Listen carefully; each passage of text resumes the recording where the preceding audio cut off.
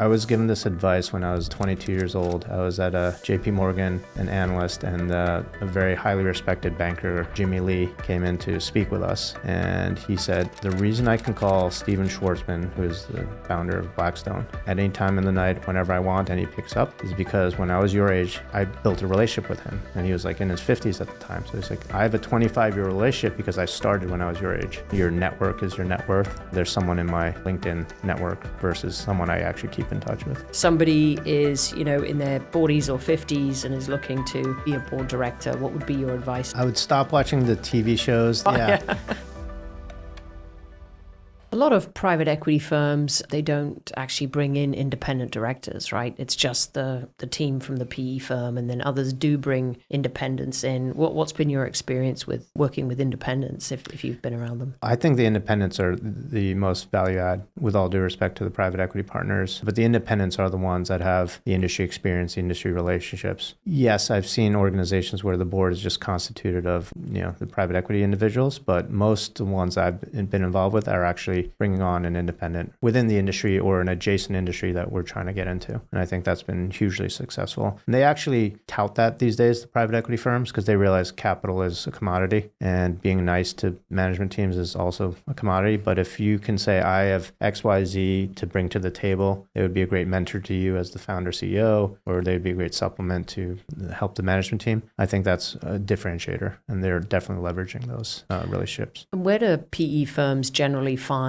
these independents? Is it relationships? Is it sort of just like you with the nonprofit, right, where you got introduced to this opportunity at Luke's Lobster? Where do you see these people? Where do they find them? A lot of times these are executives who have worked under the PE firm at some point in time in the past, and now they're in their network. Other times they are relationships that they've developed independently of those ownership structures. And I think, I was given this advice when I was 22 years old. I was at JP Morgan, an analyst, and a very highly respected banker, Jimmy Lee, came in to speak with us. And he said, the reason I can call Steven Schwartzman, who is the founder of Blackstone, at any time in the night, whenever I want, and he picks up, is because when I was your age, he didn't look just at me, all of us, but when I was your age, I built a relationship with him. And he was like in his 50s at the time. So he's like, I have a 25-year relationship because I started when I was your age. And that really sunk into me. And it's a memory I kind of just really return to a lot, because the relationships that you start and that maintain and keep and foster become your net worth. So what is the expression? Your network is your net worth. I really do believe that. So I think the right types of private equity firms just really value that and foster those connections versus, there's someone in my, LinkedIn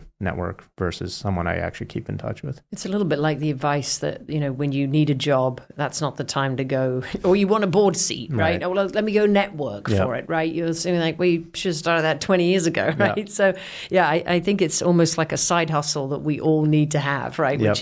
Which is building relationships with people that we like, right? And connecting with them. You got exposed to boardrooms very early on, and because you were at a private equity firm. But let's say somebody is, in their 40s or 50s and is looking to be a board director. What would be your advice to someone who's looking to build a side career and then eventually maybe a full-time career there? I would stop watching the TV shows that present board meetings in a certain way. I don't think Wall Street and all that lot. Yeah.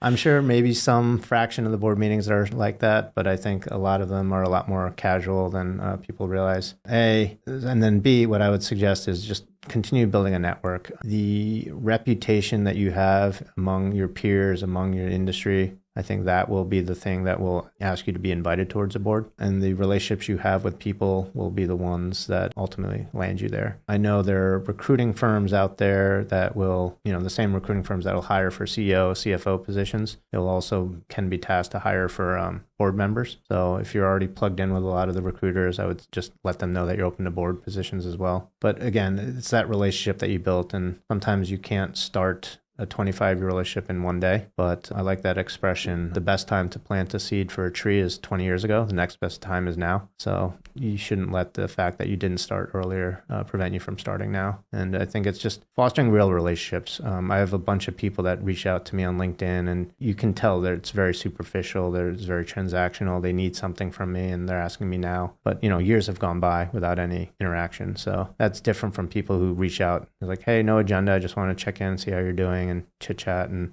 you share stories, you share experiences, and you just continue to build that relationship. Yeah, building a real relationship, not just for a transaction of some kind, right? Exactly.